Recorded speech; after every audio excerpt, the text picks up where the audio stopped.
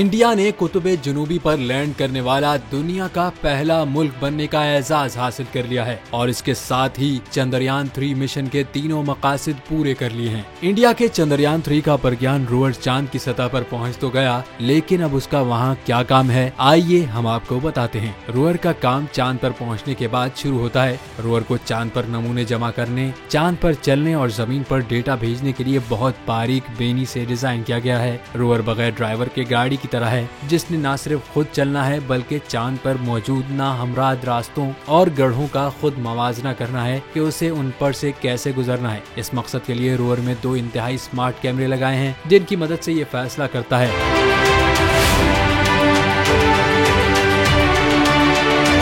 को चांद पर चलने के दौरान पानी के अलावा नायाब मादनियात मिलने के भी इम्कानात हैं। इसके अलावा यूरेनियम, सोना या किसी भी किस्म की नायाब धात और हीलियम 3 मिलने का भी इम्कान है, जिससे जौहरी ईंधन बनाया जा सकता है। इस मकसद के लिए रोवर में खुसूसी सेंसर्स मौजूद हैं। इसमें जमीन से कनेक्टिविटी के लिए 10 से ज्यादा एंटीना हैं। रोवर की खास बात यह है कि ये रोवर जहाँ भी जाएगा चांद पर अपने कदमों के निशान छोड़ेगा, जिस पर इंडिया का कौमी निशान और इसरो का लोगो होगा और ये निशानात हमेशा मौजूद रहेंगे क्योंकि चांद पर हवा नहीं है।